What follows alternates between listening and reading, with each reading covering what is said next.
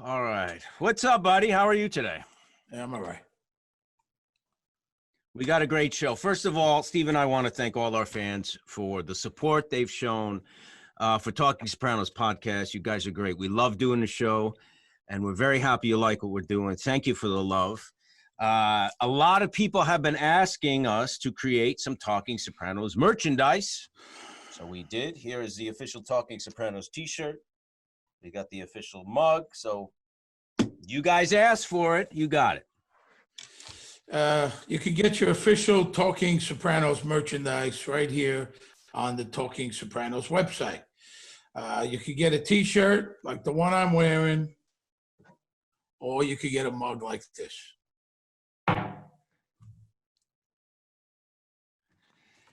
It's easy. You go to our website, talkingsopranos.com. You click on the official Talking Sopranos merchandise button, and you get whatever you want for yourself or a loved one. It's very easy. Stuff looks great. Thanks again for your support. Keep listening. What's up? You all right? Yeah, I'm all right. No, you're not all right. Is something bothering you? You know what?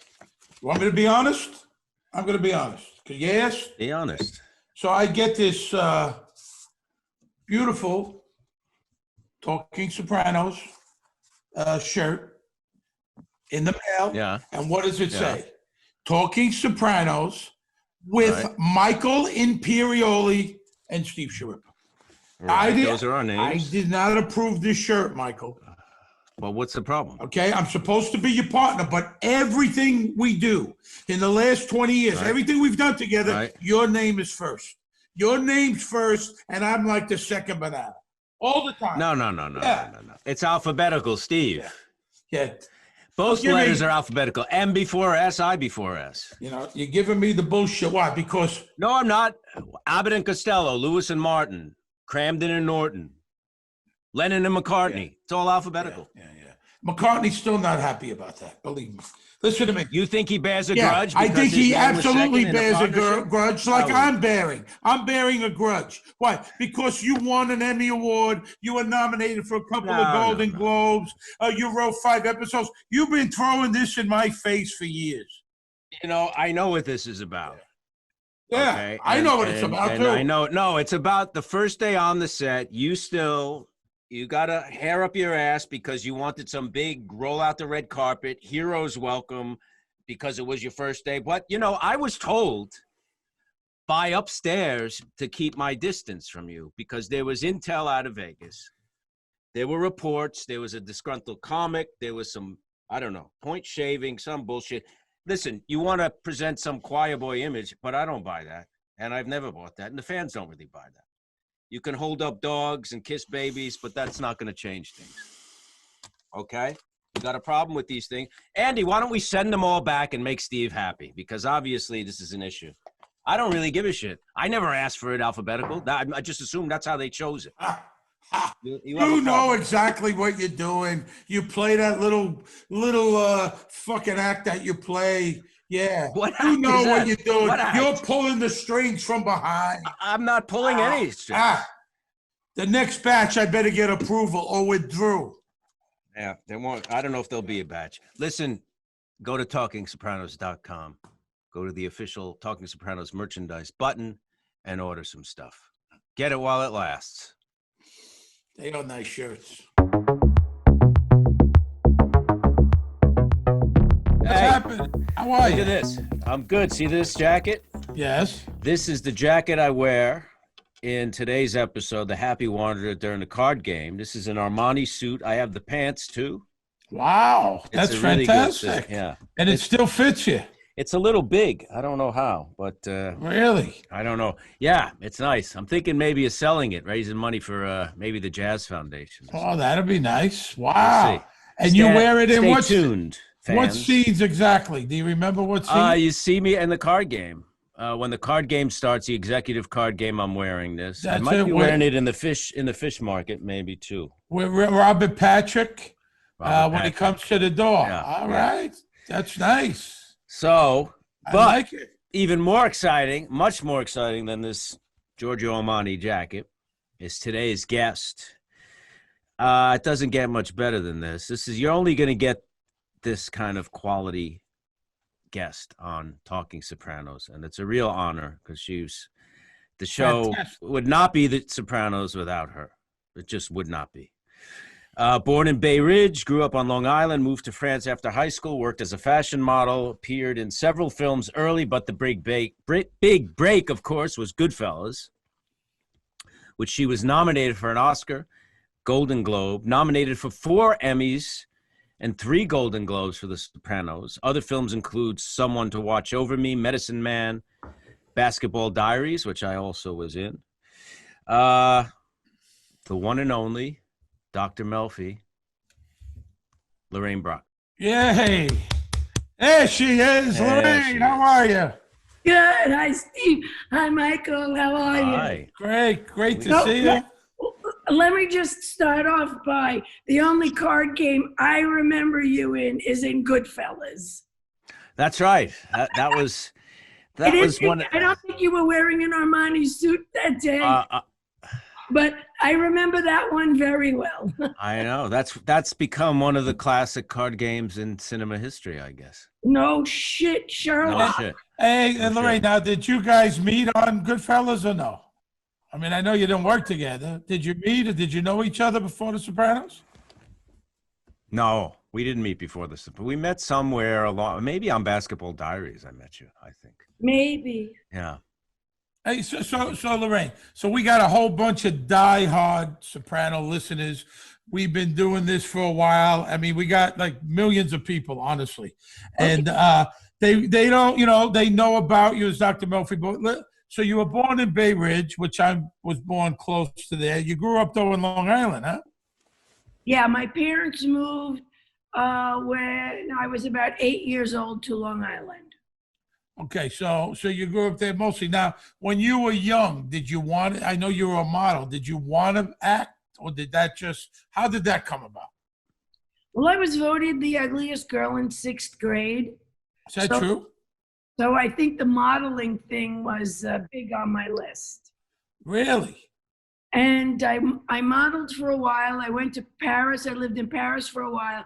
And all the art directors and big photographers that I worked with always said to me, go be an actress.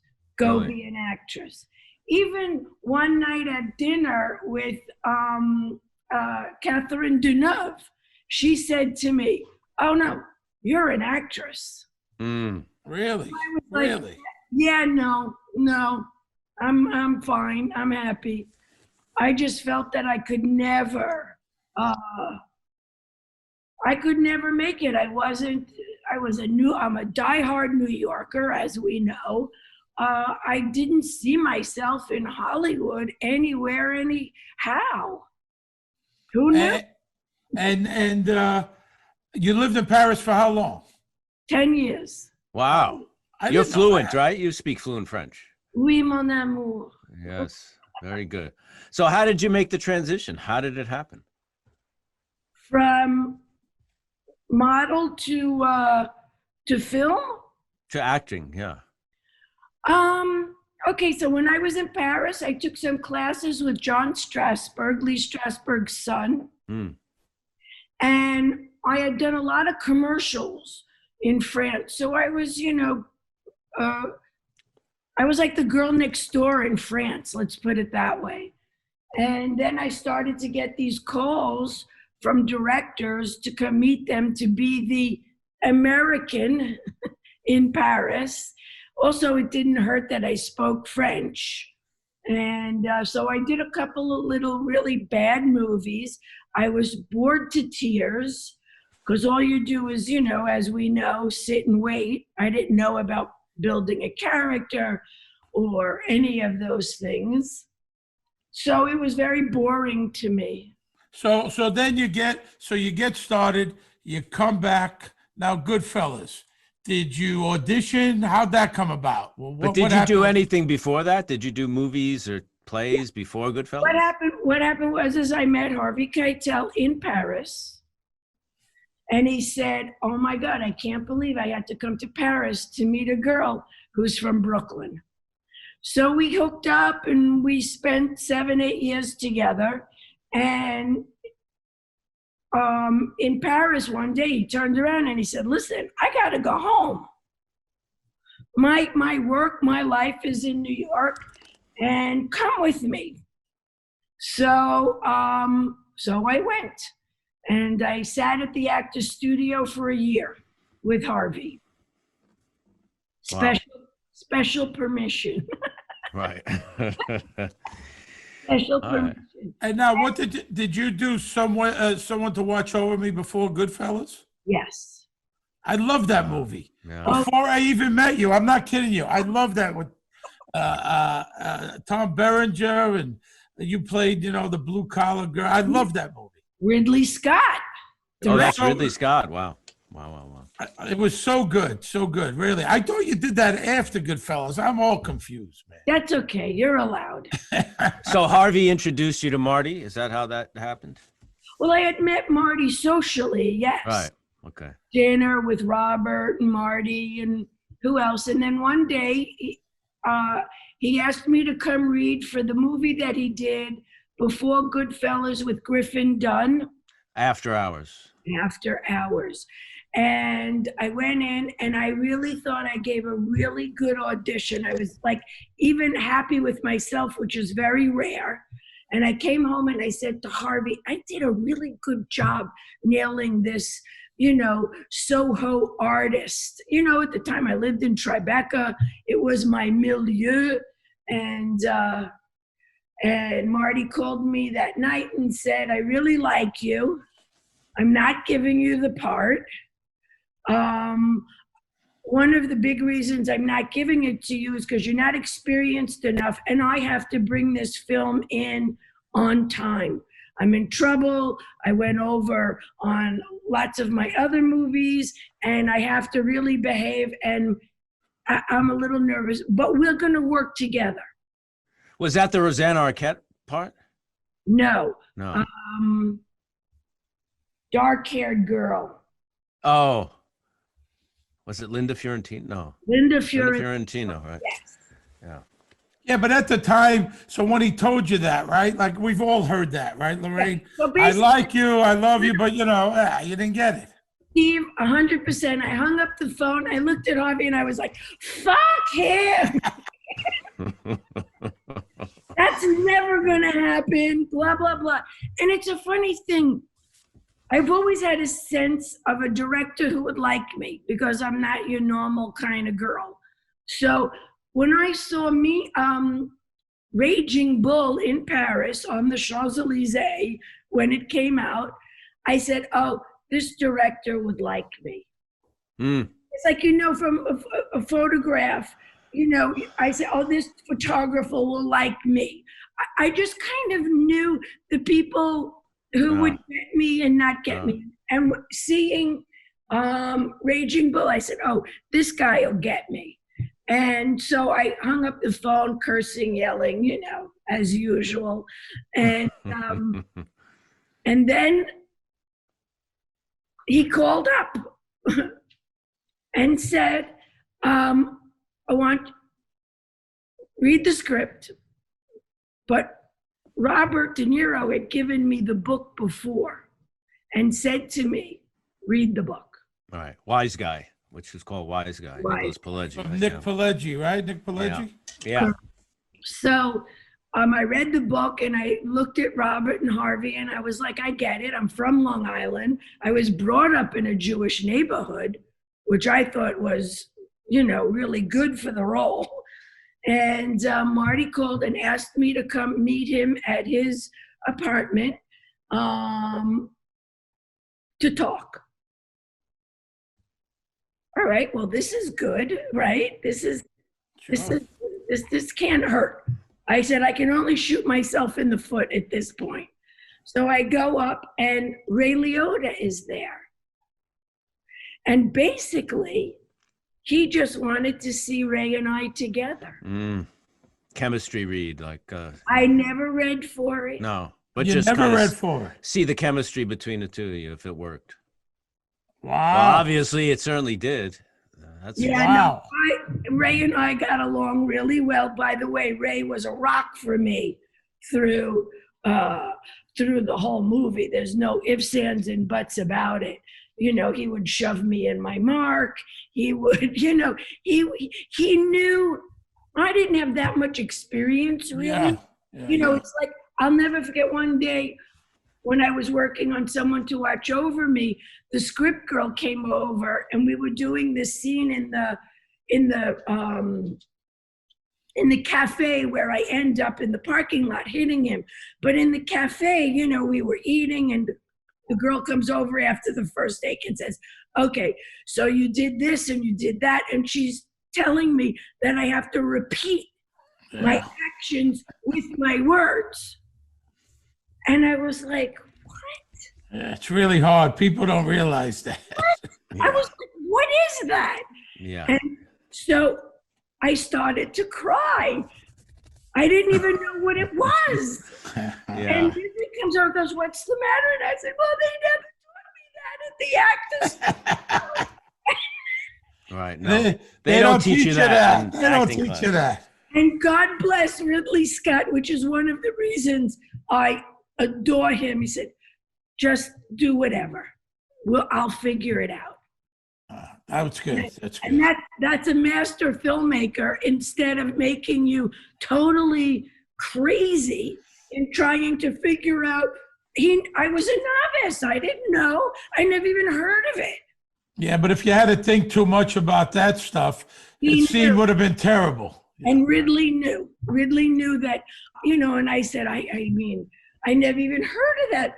I mean, I was dumbstruck with fear and Ridley just said, forget it. Don't worry about it. Do whatever. And I mean, then I was kind of sat on my hands a little. But being Italian, you see, Yes. I'm all over. But I learned a great lesson there. And Lorraine, so then you get nominated for an Oscar. That's got to be, I mean, this is your first big role. Like you said, you were green, and then you get nominated. That's crazy. That had to be like a whirlwind of all the award shows, the whole press, the whole shit. Well, what happened first, which is, yes, it's crazy and it's fantastic. And, I'm proud of myself. I want to say, but the best part, I think, was when I was nominated for a Golden Globe before the Oscars, and everybody was calling and sending flowers and sending cakes and coming over and everything. And I whispered to Harvey, what's a Golden Globe? I didn't know. That's great. Did you? I didn't know. When you were shooting with Marty, I spoke about this on this show that I didn't have a lot of experience in film then. I mean, I had studied for a long time. I did a couple little things, but he made me feel so much that I belonged there, and nobody knew me from anywhere. Right. He made me feel like I belonged there. I was an actor, and I should just have fun. Right. And I'm forever grateful for that experience, because he could have destroyed me, if he was not who he is, you know what I mean? But I felt like I could do whatever and try stuff, and I felt so welcome, and by the cast too, by Joe and Ray and Bob. It was wonderful. Yes, I must say, it's funny because Sebastian Maniscalco called me when he had gotten the part for The Irishman. Irishman. He was petrified. Oh my God, what am I doing? I don't know. And I said, listen to me. These guys that you're going in to read with want you to get the job. Yeah.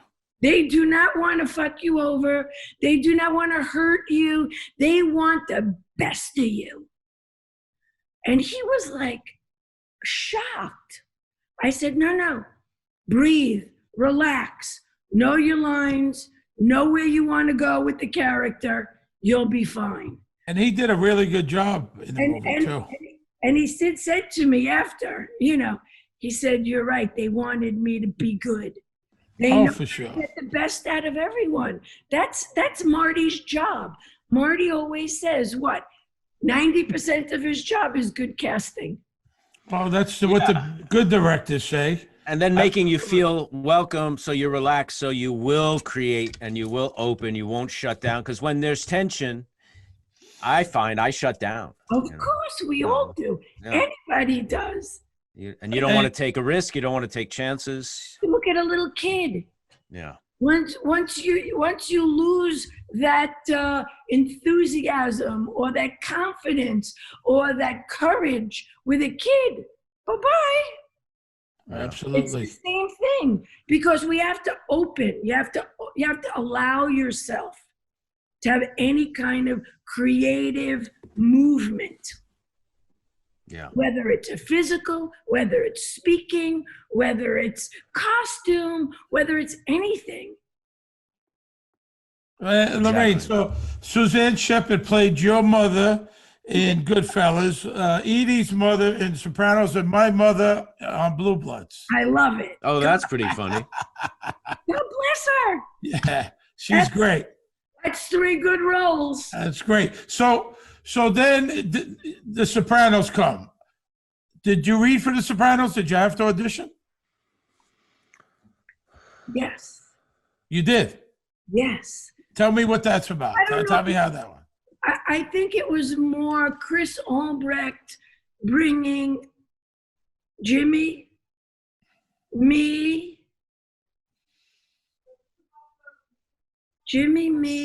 to LA.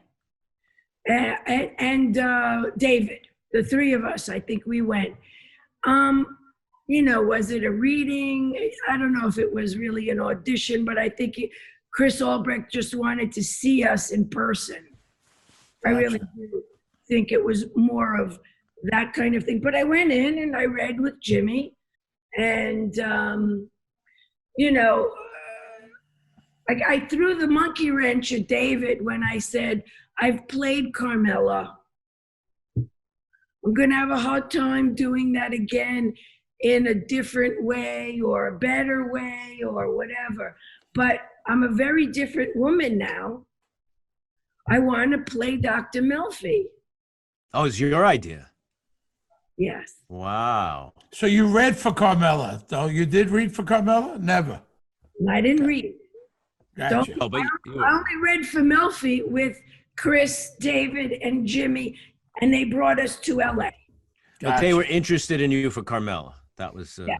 Yeah. And Sheila Jaffe sends me the script, and it's a mafia thing. I said, listen, I have refused for the last 10 years or whatever it is, every mafia script, I don't want to do that. And I said, and I don't want to do this.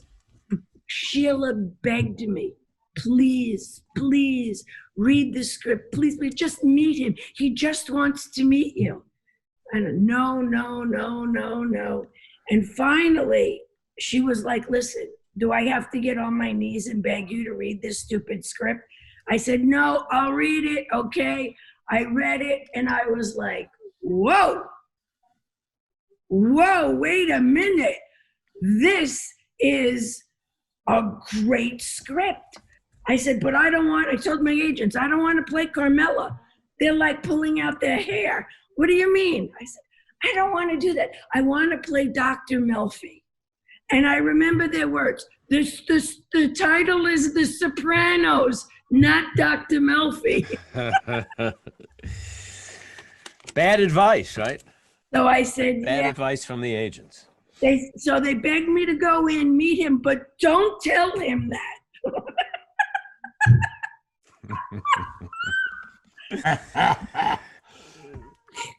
The way it turned out, right? So one of my big reasons with David was, I got to tell you, I'm sure you want a nice, lovely, ethnic person for this role. But you never see an educated Italian woman. And I would like to do that. Yeah. I want to be that girl, that woman. So we talked about therapy, been in therapy, talked about meds, we've been on meds. You know, we had a lot in common for that. And I kind of convinced them. I did. I wanted Melfi. I said, I don't want it. I said, I want Melfi or nothing else. Well, we talked about having, when people were knocking, the stereotypical Italian stuff, we talked about that in previous episodes, that here is an Italian American that's smart and educated. And, we talked about that. That was a really big move. And I think through all of that, the stereotype stuff, it was always, but Melfi's Italian, Italian. And I think, he understood that. One, coming from a woman, a mother, an actress, I said, we're more than just, making pasta in the kitchen. And here is a perfect role. Right. This is perfect. And I said, there's the other thing that I love about Melfi and Tony was that it's a very intimate relationship. Yeah, it is. It's very personal. It's very intimate. And he has to trust her. And I think he would trust somebody that's from the hood. Yeah. Yeah. How did you prepare for it? Well, I had 2 psychiatrists. In real life? In real life. And I stole from the both of them. Yeah. Oh, that'll do it. I took the yin and the yang. Were they both women, or was one man, one woman? Right. So you did so well that the show got awards from like psychiatric societies and all that kind of stuff, didn't it? Yes, but you know what? I did tell David from the get-go, because I said, listen, I'm not sure I would be sitting here talking to you if I didn't have a good shrink and good medicine. I went through a really, really hard time in my life. And I said, but if you're going to make her the psycho killer, sex addict, blah, blah, blah, I'm not your girl. Wow. Not your girl. Go get somebody else. For me, it was a very serious, life-turning experience. Wow. Now, whether that will be for, Tony Soprano, I don't know. But I want her to be serious. Right. Because you don't know when you read a pilot script, right? No. You don't know where it's going to go. No, but I did say that at my meeting. Yeah, but you were able to, Lorraine, you were the only known actor on the show. I mean, you were an Oscar nominee. I mean, no one really knew anyone else for real. You were, Goodfellas, one of the biggest movies, especially of that genre. Not a whole lot of people could have done that but you. You say that, Steve, but that was my gut. Yeah, I'm just saying. My gut for this role made no difference what I'd done in the past. Yeah. It was who I was in front of David, talking to him about his script, his character that he wrote. Along the way, did you have a lot of input? Did you give David any input? I mean, we know how it went with my character, Michael's character. What about you? No. I asked him one thing. How does he pay her? That's a good question. That was my thing. I asked him just once, how does he pay her? Does he have insurance? I mean, he might through the union, right? Through the one of the unions. David was hysterical. That's a funny question. Really good question. And at one time, you see him throw the money at. Cash? Yeah. My wife. Oh, right. My wife. Right. Which I thought was great. Now, did you hit it off with Jim right away? Yes. You did. You didn't have to build that relationship so much. You guys kind of clicked. Absolutely. Yeah, me too. And I think one of the things that first of all, I said his last name correctly. He was very happy about that. That was funny. He said, oh, thank you for saying my name. I said, my pleasure. And I said, you know, I'm going to tell you something. I saw you in a play. Was it on the waterfront? With Alec Baldwin. Oh, Streetcar. And you had a small role. I could even remember where I was sitting in the theater. And I said, during the intermission, I took out my playbill and I looked up. Who's this guy? James Gandolfini. Cool. Yeah, wow. So I said, so I remember you, you know. I saw him in On the Waterfront, which was a flop, but he played the Lee J. Cobb, the Johnny Friendly, I guess is the name, Yeah, I think. He that's played right. that role. Listen, Jimmy Yeah, was an actor. You could give him anything. Absolutely. no doubt. For me, when we did all those Melfi, now look, I didn't have all you guys. I just had him.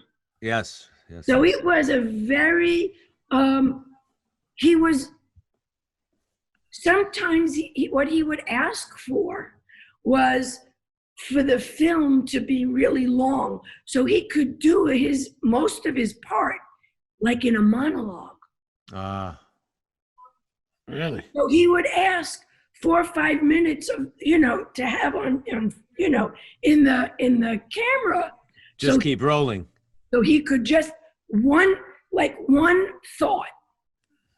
And once in a while, I would catch myself not being Dr. Melfi, but just being Lorraine Bracco watching this actor in awe. Wow. Oh. And then all of a sudden it'd be, oh my God, it's my part. Wow. Yeah. But I was in awe. I mean, I caught myself, I would say maybe 3 times over the span of the series, but I found with my mouth open.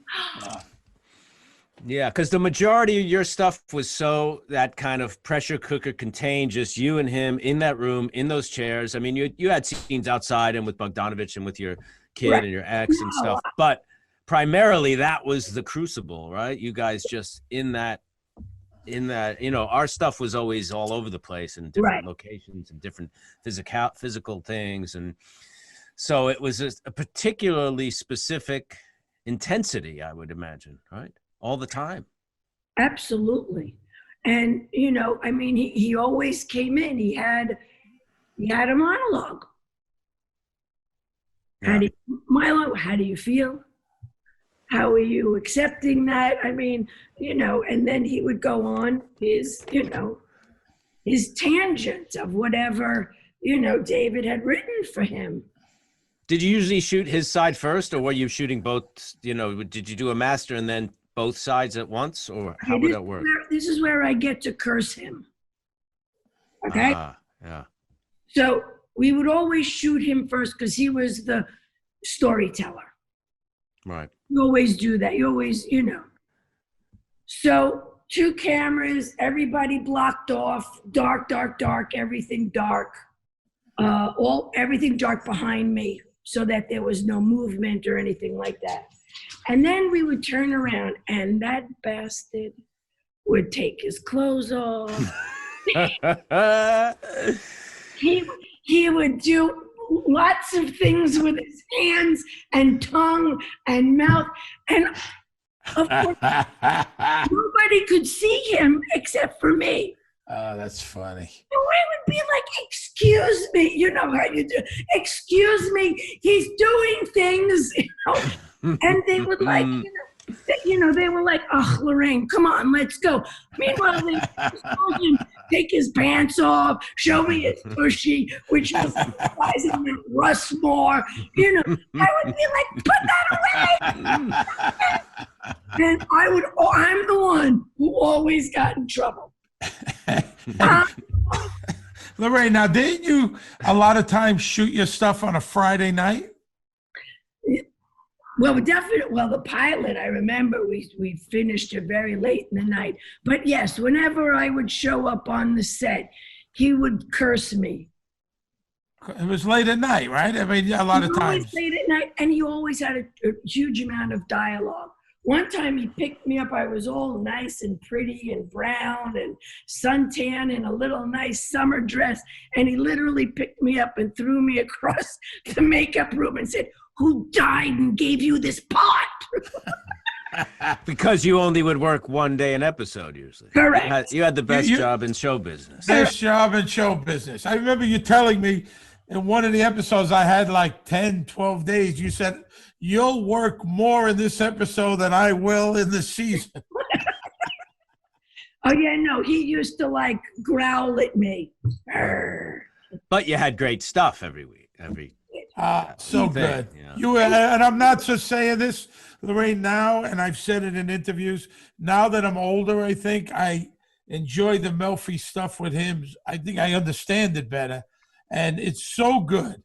So good. This episode, when he says he wants to smash you, face in with a brick, make hamburger out of you. It's just the look on your face. It's so fed. So good. So good. I tell you, I feel, and I'm sure you do too, Steve and Michael, and I'm sure everybody in the cast would say, we were kind of blessed. Oh, God. Once in a lifetime. Once in a 100%. lifetime. You know, once in a lifetime. And the fact that I consider us all still pals. Yeah. Absolutely. It's not like, I mean, I haven't seen Tom Berenger in 30 years. Yeah. But you guys, we have stuck together. Yeah, absolutely. For And sure. And I love that about us. And I don't know if it's the show. I mean, I've had other successful things, but I don't know I don't believe it was just the show. I really believe it's who we are innately. Yeah. I also think David somehow consciously or subconsciously put us all together. Kind of, a lot of us are from the same background, Yeah.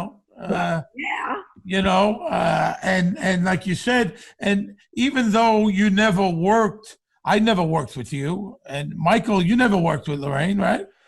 No, we were in a couple of the same movies. Oh, No, you mean I'm on the talking show? about on the Sopranos. Yeah, you No. worked with Jim, Edie, Peter. Peter Bogdanovich, and Yeah. then various other characters, but that's it, right? Yeah. You know, I mean, minor. we would see you at the read-through. We Yeah. did 1,000,000 appearances and things together and charities and all kinds of stuff. I mean, we did a lot of stuff together. Look, I always said I was the Shirley MacLaine to your Rat Pack. Right. That's a good way to put it. I like that. That's how I I mean, felt. Foxwoods, and so we had so many laughs and so much fun and How about the thing in Florida, which was amazing? amazing. Yeah. How The about finale. Right. How about when we were in Radio City Music Hall? Yeah. Oh, Yep. God, yeah. I mean, Six- we were stunned by the success. Yeah, 6,000 people. I remember at the finale, we were down at the Hard Rock watching it, and there was over 10,000 people in the lobby. Remember, and even Stevie Van Zandt, who's obviously played in front of, you stood he up. was impressed. He was even Yeah. impressed. The red carpet. Yeah. Went on and on and on and on. It was Couldn't insane. believe it. It That was for the great. Finale. Yeah. So many laughs, so many drinks. So Oh my God, so many card games. No, and you want to know what also was fun for me? I always brought my parents, yeah, they were great. Yeah. They were great. I and loved meeting them. and they, what was great for me, and I think you had this with your dad, Michael, was they got to see my success. Yeah. Yeah. And there Exactly. was, or is it your wife's dad? Oh, both. Yeah, my wife's dad was around a lot. Richard. Yeah, he passed away, but he was with us a lot. And my dad was with us a lot too. Yes, and there was something very special about that. They were able to, really be a part of that. Yeah. Yeah, Didn't Marty almost cast your dad? Wasn't he interested in your dad playing Paul Vario or something like that? Robert wanted my father. But De But Niro he- wanted your father. but he had already cast.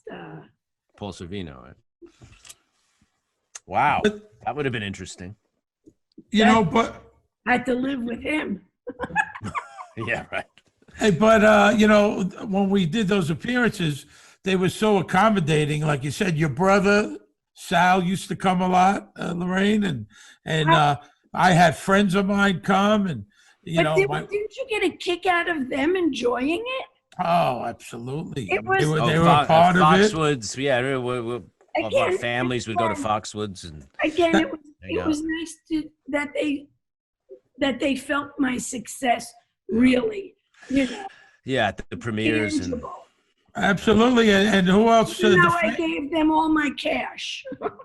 Hey, your family was the entourage, which is what could be better than that. We ate and we drank and we did the appearances, and people had sweets and big things of shrimp and lobster in their room, and if you can't share it with people you care about, I wanted to ask you this one question: if you had to take one scene that's the one that either is your favorite, maybe the most difficult, the one that means the most, the ones that if you had to choose one as like to really be to memorialize Dr. Melfi, which one would it be?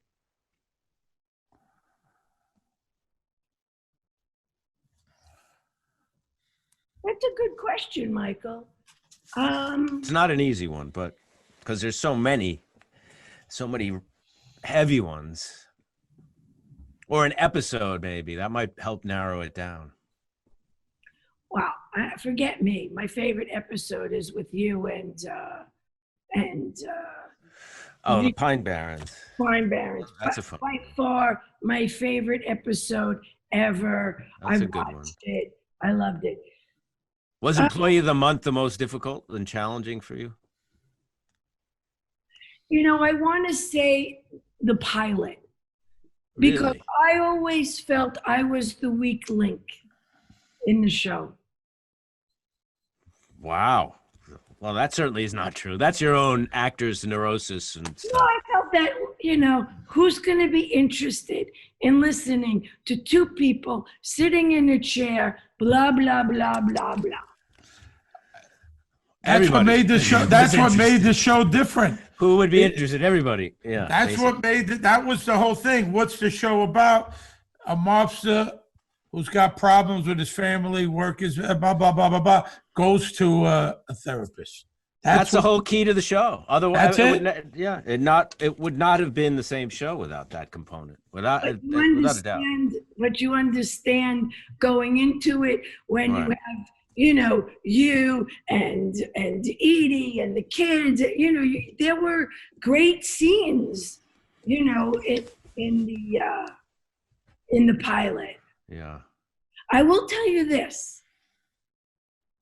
I called up David like 8, 9, 10 months after we did it, and I said, "What's going on? Don't they have to pick us up or let us go or whatever?" And he said, yes. He goes, it's very expensive, the show, but why don't you call Chris Albrecht? Were you friendly with him? No. No. Okay. Afterwards, yes. Well, you're friendly with everybody. But and so I said, all right, you have his number. He gave me his number. I remember walking around my house and I'd never called an executive before. I said, who am I? Nobody. So I could call up, may I please speak to Chris Albrecht? I think I was sweating. And I said, hi, he gets on the phone right away. Hey, Lorraine, how are you? I said, Chris, what's going on? I said, I think we all need to know. He goes, it's very expensive. I said, okay. I said, can I see it? Will you send me a copy of it? Right away, I get the copy. I watch the show, and I find myself screaming, jumping on my bed, that this was the best thing I've seen in 10 years, no matter what television show, no matter what movie. I was just beyond thrilled. I called back Chris Albrecht. I said, are you kidding me? This is the best. This is unbelievable. I've never seen anything so good. Pick it up. Wow. Do it. Well, he must have listened to you. Yeah. I don't know Thank God. if he listened to me, but, and I called David and I said, this is the best thing I've seen in 10 years. No movie touches this. Yeah, you're Wow. right. Lorraine, how'd you like working with Peter Bogdanovich? He played your therapist. How was that? I liked Peter. Those were great scenes with the two of you. He's old school. He was, he enjoyed himself, which was fun. I know that, and God rest his soul, I think originally they wanted to cast Lipton. What's his name? James Lipton, Yeah. inside the actor's studio. Now, I happen not to really like him. I think he's very pretentious, and I would have had a hard time with him. Yeah. Peter was a much better choice. Peter was really wonderful in that role. Really good. Great. He was I think he's delicious. phenomenal in it. And He's a delicious guy. yeah, he's so interesting to talk to. Smart. He's so Yeah. smart and so knowledgeable about filmmaking and who and what, and the fact that he can do all those accents is it's so cheeky. What fun. accents? I don't Oh know. my God. He can do Jimmy Stewart. He can do impressions. I didn't know that. Oh my God. I've never heard that. Oh my God, you'll flip out. He's great. We're gonna have him on. We're gonna have him. Yeah, he's going to come on. So, Lorraine, tell me also about your project on, what's it, Discovery Home, what do we got? HGTV? I bought a house, a €1 house in Sicily. Is it finished? Yes. It is. That was fast. It's going to air this fall. So the And you house like- is done too. Done. You like the way it came out? Love it. I can't wait Nice. to go back. Oh, that's fantastic. So you bought the house and the show's about remodeling it, is that it? Yeah, I bought 3 rock walls. Yeah. Oh, really? Yeah. It's how old is the house? The original walls and stuff. Foundation or whatever. 1872. Wow. Wow. And you designed it? You have a designer? You had help? I had help, but yeah, I did everything, everything old, everything reclaimed, everything. It was great. Oh, that's It's all- nice. And it's I look forward to seeing that. oh yeah, you're going to love it. It's great. I'm one of the few actors who has the distinction of being directed by you, right? I bet a lot of people don't know that. In the little thing that we did with Barbara. With Barbara King, we did a short movie that Lorraine directed. What was the name of that? Something with Cars. Yeah. I mean, look, I had you, I had James Cameron, I had Octavia Spencer, I had Melissa McCarthy, I had Robert Downing Jr. Oh, wow. And We is shot this- my stuff on Washington Square Park. I That's remember. right. And it's a feature film? No, it was a little short we did. We did this 20 years ago. Maybe. All-star cast. All-star cast. Can you imagine? That's fantastic. Yeah. I didn't really like the wrestling, though. You didn't like it? No. Wasn't for you? Yeah. No. Yeah, it's not easy. It's not No. easy. Well, listen, we're really, really grateful that you came on today, and we really appreciate it. And the fans have been asking for you like crazy since we For started real. this. They're like, when is Lorraine coming? When is Lorraine coming? So And Now thank now they you got so you. much. Thank And I hope you'll come back. Thank you for wanting me. of course. Listen, Lorraine, we're just starting. So before this is over, hopefully you'll come back one more time. I would do anything for you, Steve, and Thank for you. you, Michael. And Thank Anything, likewise. Anywhere, anytime. I love you. Thank Same you. here. Love you guys. We love Thank you. you very much. Take care. Bye-bye. Great to see you. Wow. Now that was Fantastic talking to Lorraine. Fantastic interview. She's the What a best. great interview, great stories, great energy, and A good friend. a really good friend and a big Yankee fan. So, Steve, this theory we brought up about the dream, that the whole show being a dream and that Tony gets killed by those guys, and was that the first season, that you really disputed this theory. You give it no credence whatsoever, right? Absolutely. This pundit, this guy or woman, I don't know, they reached out to me. Yeah. Because I read this thing, I think on Reddit, some discussion group, but this person, I think it's this person, unless they're posing, they reached out to me on Instagram. Well, here we go. They said, "Hi, Michael, please tell your buddy Steve to go easy there, laddie buck. Don't understand why he's so bent out of shape when the truth is right in front of your eyes. The cut to black in the last episode is Tony waking up from the dream. As you go through more and more of the episodes, this will become very apparent. At least it should. I'm not going to spoon feed you the signs along the way, but if you need, I can perhaps be persuaded to discuss it live as a guest on your show," which I am loving, by the way. Really? But for now, what, you don't want... Keep fucking going. Keep going. What else? Maybe we should have this guy, or unless it's David Chase, I don't want to fucking have the guy on. So if it's David Chase, I'll listen to it. I don't think it's David. But for now, please ask Steve. And this is where it gets really crazy. Yeah. If the maternal mothering elements of Bobby's character were deliberate choices by him, made with the understanding that Bobby is indeed a surrogate mother for Junior. The fat suit with breasts and a pregnant stomach, of course, being the more obvious of the clues, but go a little deeper, and it's clear. Junior was a Chasian avatar of Oedipus, sometimes pronounced Oedipus. Bacala is the fish, which of course corresponds to the tuna and sushi references Tony makes. Livia is indeed the mother that Junior wants to marry, but the moment she is incapacitated, Bobby arrives as her surrogate. Tony represents the father Oedipus wants to kill. Junior is most definitely impotent, cannot perform intercourse, which is why he relies solely on cunnilingus as his sexual expression. The most common position of such is lying prone in front of the woman's spread legs, mimicking an attempt at re-entering the womb.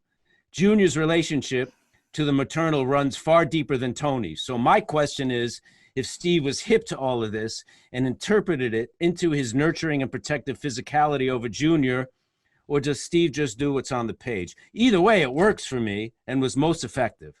Over and out, boys. And P.S., I am not a pundit, although feel free to call me that. I like the name. In truth, I am a gentleman and a scholar. Yours truly, A.S., a.k.a. the pundit.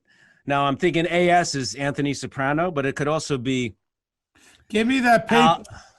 Send me that paper and I'll wipe my ass with it. Because that is just a bunch of mumbo jumbo with a guy that got too much, unless that's from David Chase. I don't think it is. Writers, I don't want to hear it. I don't believe it. This is all mumbo jumbo. The guy's got a lot of free time on his hands. I don't know. There's a point. There's a little bit of. What, you believe it? I think there's something there, no? I think that you're breaking my balls because somewhere you like to rile me up. I don't like anything. I'm reading you what this person sent. I don't know. Yeah. Should I ignore it? Yeah, I'm going to breastfeed Junior. That's what America needs to see. I'll hold Junior in my arms with his bald head, and he can suck on my left tit. I guess that's what this guy's going deep. Honestly, they're going deep. They're looking in. They're really looking. Yeah. It could be what Andy Schneider was a writer on the show. Diane Frollo's husband. If it's Andy, call me. I like Andy very much. If not, send it to me. Next episode, I'll wipe my ass with it on camera. Al Sapienza. That's what I think about. I love Al Sapienza. Maybe it's him. And Annabella Sciorra could be. A.S. So you fucking did all the homework about the initials. Amare Stoudemire. He's a big Soprano fan. No? How about Adam Schiff, the congressman? Arnold Schwarzenegger? Adam Sandler? Andy Serkis? Alex Sakharov was a DP. Maybe he was. He was our DP. Maybe it's him. Well, I'd love to hear if it's. I don't know. So you're I not know. buying this I'm at not all. buying it. So you're telling me that I'm Uncle Junior's nursemaid, and what about? Not literally, but And what I about guess Livia? What do I got to do with Livia? you replaced her as his mother figure because as soon as she's incapacitated, Bobby Bacala shows up. Okay, really? And you believe all this? I don't know if I believe it. I'm just saying. And do I know that Junior could only perform cunnilingus? That he can't do anything else? Has that been stated? I don't know, That but Junior they never can't mention get it. an erection? I don't know that. They don't really mention that, do they? No, okay, moving on, man. Moving on. You think Amari Stoudemire had the time to write that? I don't know. I don't know what anybody does. I'm just saying it's an interesting theory. Certainly, they're on to something. I mean, let's see if they get back. You are a writer on the show. The most important thing. I never was hip to any of this. Listen, the most important thing, whoever that person is, said that he's loving the show. That I'm happy about. Our show. Yeah. No. Big You're time. loving the show. Thank you, my friend, for listening. All right. That's all I can say. Season 2, episode 6. Maybe Pat Cooper wrote that motherfucker. No, I don't think so. No? Okay. You think Pat Cooper is now analyzing The Sopranos and your character like he's? I don't know, man. I don't know. Now you're getting a little crazy, Steve. Happy Wanderer. Fantastic episode. Season 2, episode 6. First aired February 20th, 1999. Written by the great Frank Renzulli. Number 7 out of the 8 episodes he wrote. Directed by our friend John Patterson. This is number 3 of 13 episodes. And one thing I wanted to bring up, a big theme of this is gambling addiction, which I wanted to ask. You spent so much time in Vegas. Is that something you saw firsthand and how devastating that could be? Yeah. Absolutely. Listen, I've always said this. I lived in Vegas for 25 years. Of all the addictions, drinking, gambling, drugs, gambling is the worst because it's never ending. You do too many drugs, you're going to die. You drink too much, you're going to have health problems. You're going to be sick. Gambling just keeps on going. There's never ending. You start stealing. You steal from your friends and family and parents, which we see what this guy starts doing. But there was Vegas, in Vegas. A lot of times there's these local bars and you got a shot to double your paycheck. So on Fridays, these guys would go in the bar, they spin the wheel, you double your paycheck, or you get 2 free drinks. And then they would be in this bar and they would blow now they got a handful of cash from 2 weeks of work. It's a Friday afternoon, they get off work 2, 3, 4 o'clock in the afternoon, and they would blow the entire thing. Entire thing. And I've seen so many people in Vegas destroy themselves that live there, that work in Vegas. And it's not just, you don't gamble, you work in the casinos. Oh, man, gambling is terrible. My father was a bad gambler, and then the excuses come and the cons and the thing, and I saw it a lot. And people on their lunch break, work in a casino, a dealer, go across the street, cash the check, gamble the entire 2 weeks' pay, and then go back. Wow. So what, you had an opportunity to double your paycheck in a gambling game? Yeah. No, you would go in. So you cash your check, go to the bartender. Say you made $1,000, 2 weeks pay, whatever it was, $2,000. You go in, they cash your check, give you cash, and then you spin the wheel. They double it. You got a shot to double it. So if you bring them $1,000 paycheck and you hit the number, you're going to get $2,000. Yeah. And then they give you 2 free drinks. So you stick around, you have the 2 drinks. Some guys then would call the dealer, buy drugs, and on we go, Yeah. I remember at the Riviera where I worked, you get paid on a Sunday night, and a lot of times you would see the guys' wives lined up outside, as soon as the checks came out.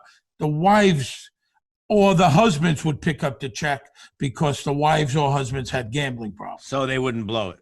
Correct. And those poker machines, which which are everywhere in Vegas. Yeah, but they weren't there when I first got there. Right. 1980. They started coming around, later on, a little later on. And, it gave people that were intimidated to go to a table and play blackjack or shoot craps.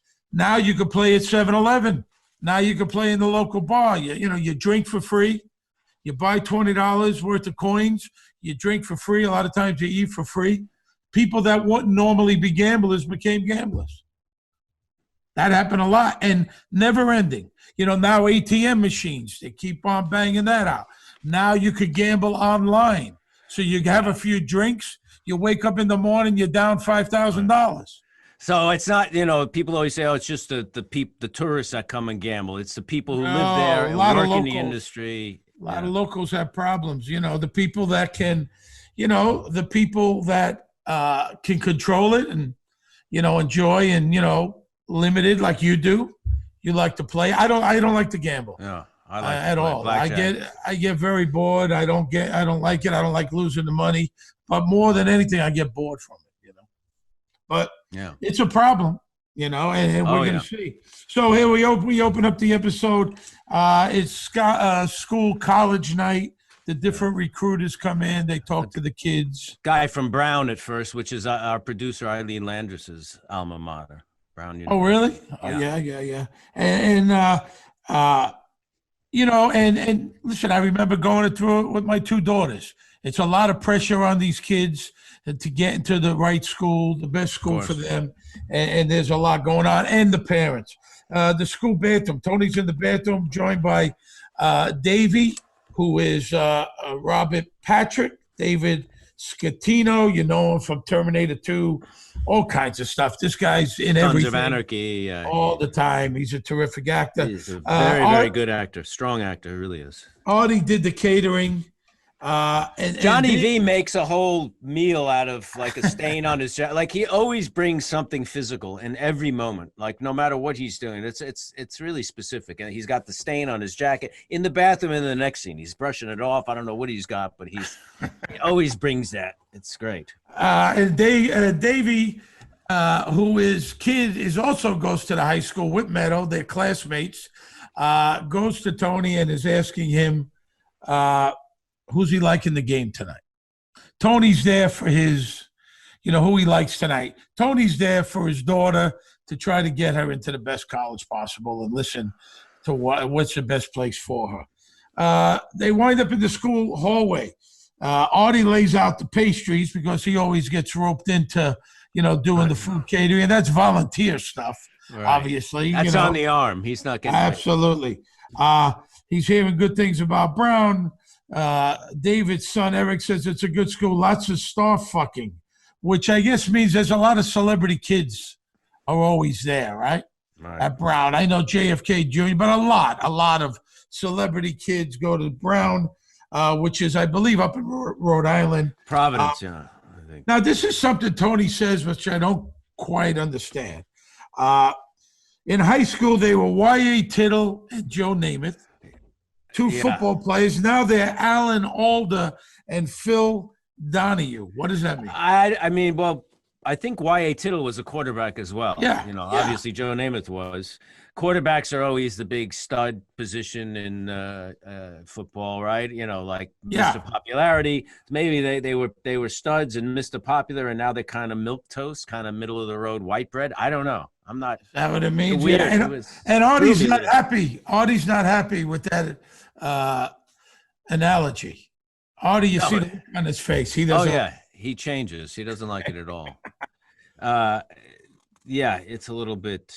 I don't know. It's a little mysterious. I that kind of struck me as a little bit strange. Yeah, when we have Frank Rinzulli on, we got to ask him that. We'll ask him.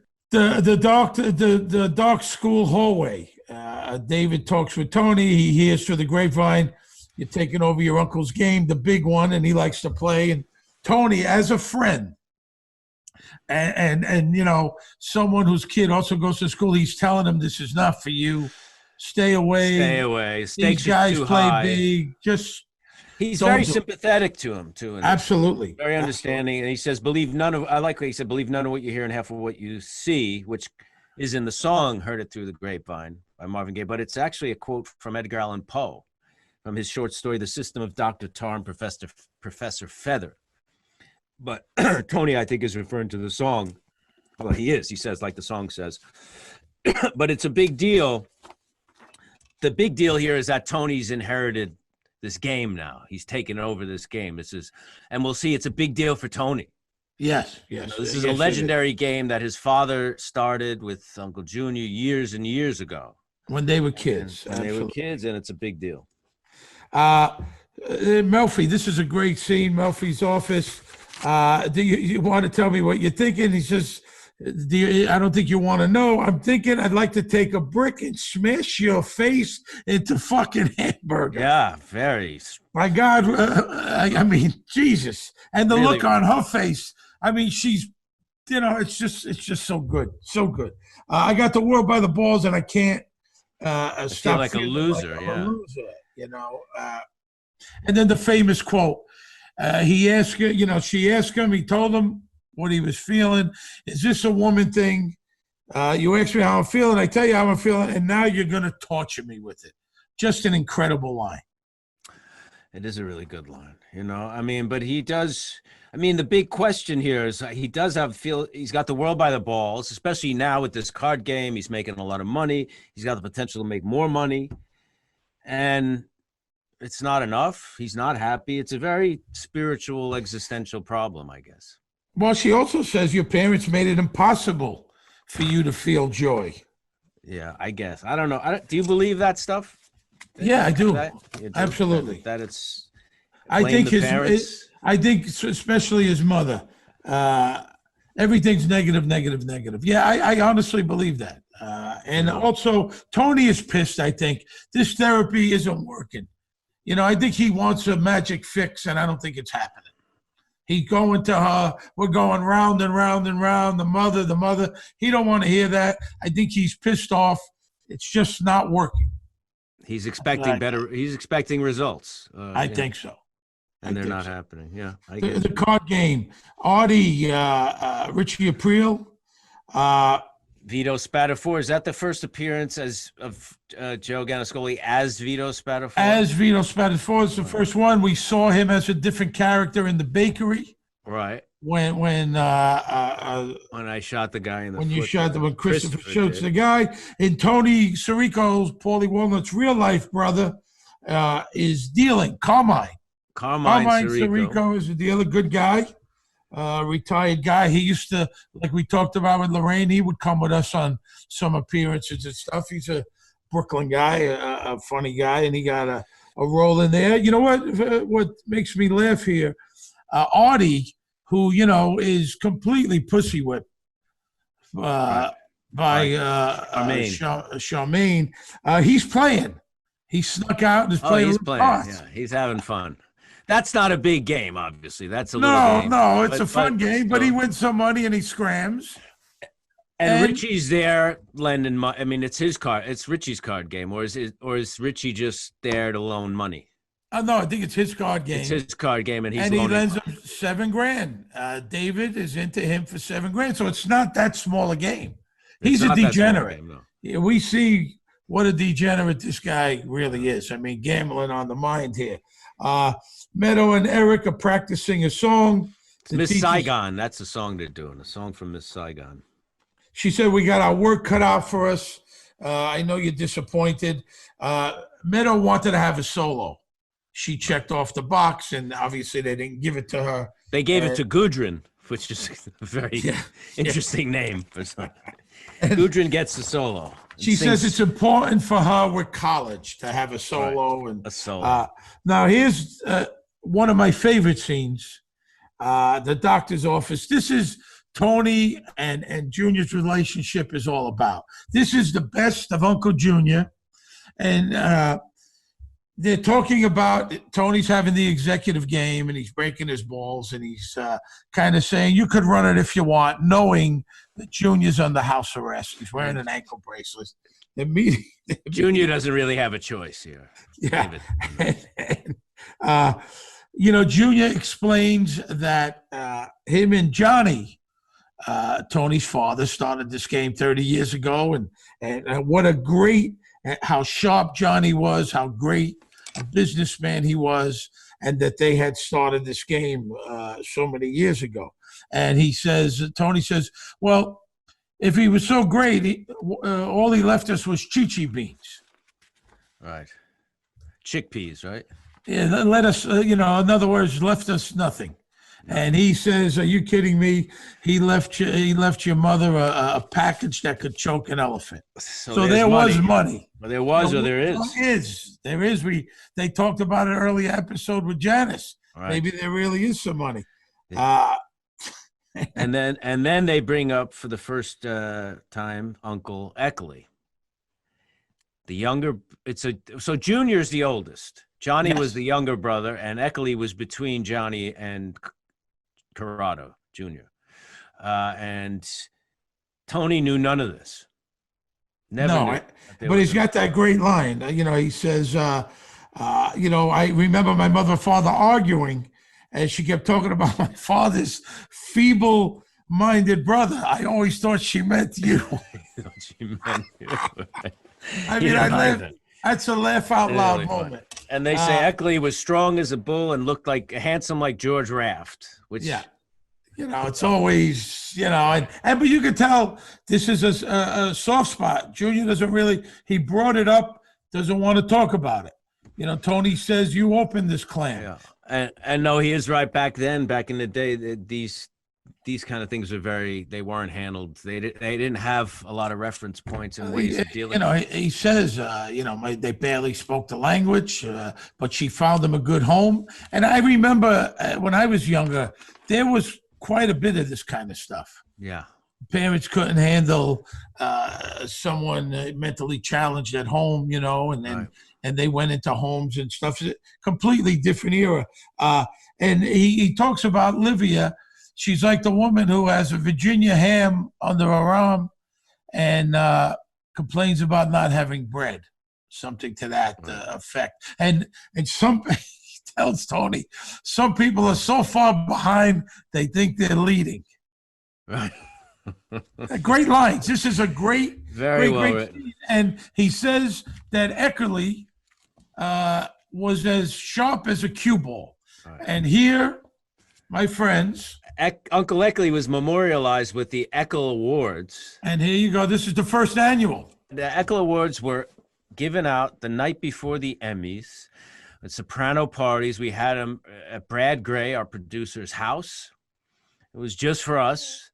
And we would show bloopers, right? They were bloopers, and they had captions. And I think it was the writers, but certainly Terry, I think Terry Winter, was behind it, and he's got an incredible sense of humor. I remember it being so funny, so good, and he did. Everybody got something. Everybody got an Eckel Award. It wasn't just bloopers. It was, No, it was. I showed an Eckel. The Eckel Award, the nomination, the best acting with a telephone. It goes to James Gandolfini, and then you see him breaking the phone, something like that. It was so great, and I think I showed one earlier on, but this is the first annual. This is a real collector's item. I think there's one in the Museum of TV and Broadcasting. Right and so the Smithsonian, sharp as a cue ball. Really great scene. And also they talk about Junior's percentage in the executive game, and he wants 20%, and they settle on 15. I mean, Tony's just taking over, basically. That's it. But Tony's also dazed when he tells him about this uncle that he didn't know about. It hits Tony hard. He's like dazed when he's saying, 15%, whatever. I mean, he walks out of there, he got a punch to the gut there. It's a sporting goods store.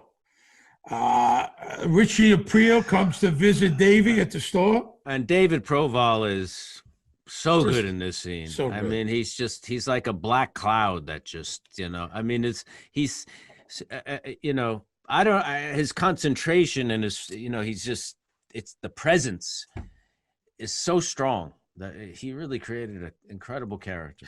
And listen, his when he hits the screen, he is scary. Yeah. And the thing is, people probably think he's really like that.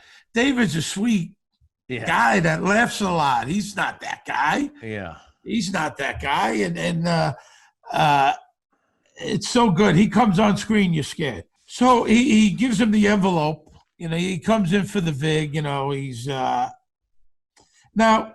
is he 2,000 shy? No, he says, doesn't he say 2C? Yeah, 200? 200. C note, yeah. 200 shy, 200. Yeah. And he says, you know, the principal gets tacked on top. The minute he says that he's shy, you know, lights go off. Bad news. For Richie. This is bad news. He's seen this before. He says, what was I born? 10 minutes ago? But he knows. He's seen how this movie ends, you know. Guys already. First card game, the guy's already short. He said it's a stutter step. He already took out a second on his house.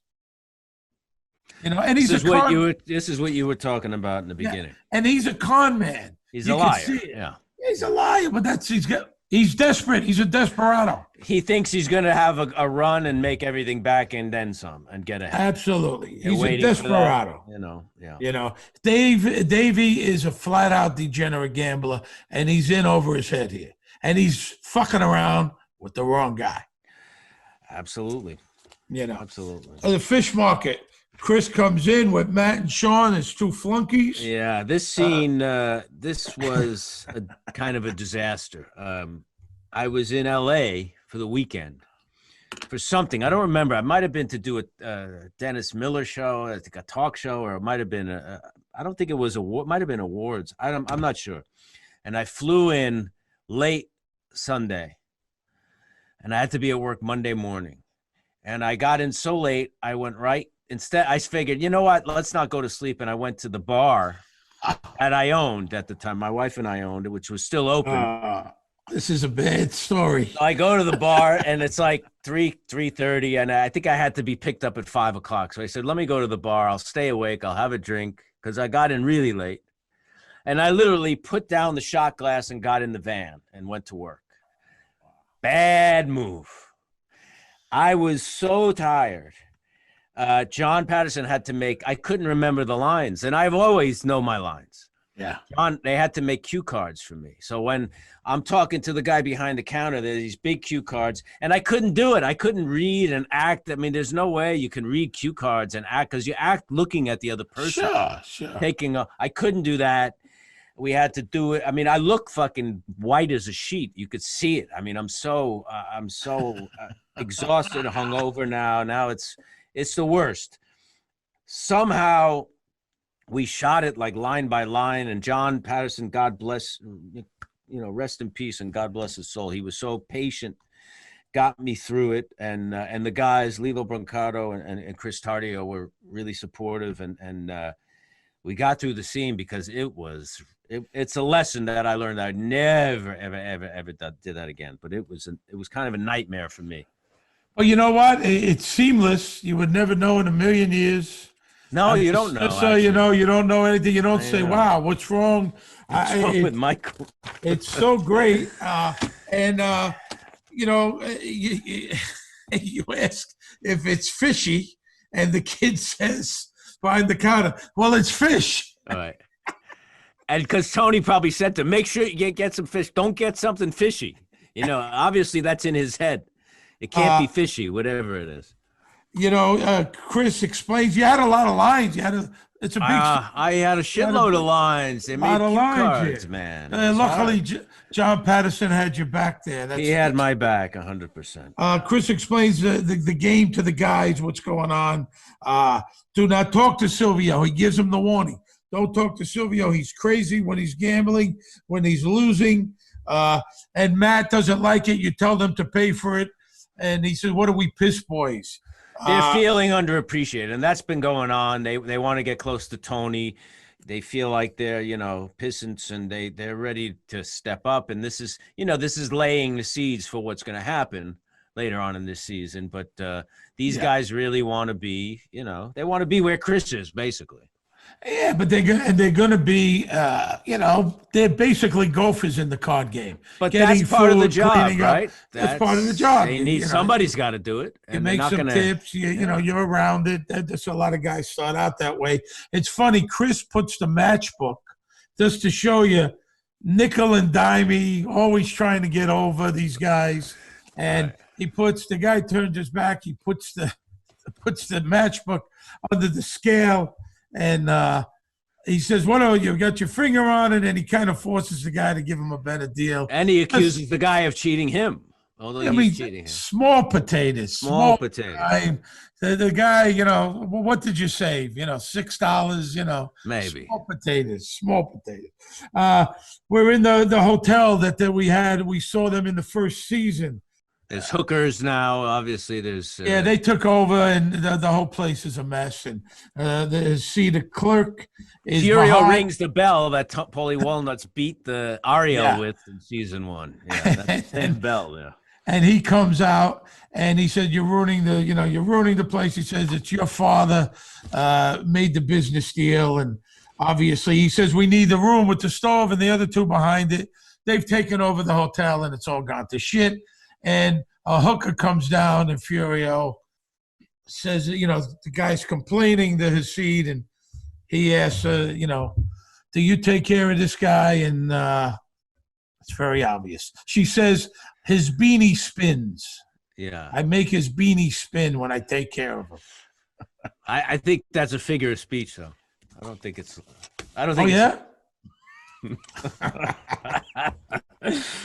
You want to fuck around today? I'm not fucking around. I'm just saying. You want to fuck around? How do I know that you're not a yes and you didn't write? Yeah, I got nothing better to do than write fake stories about. I got to prepare for episodes. Now I'm writing monologues for lunatics. Well, the guy could have wrote it to me on Instagram. He didn't. I don't know.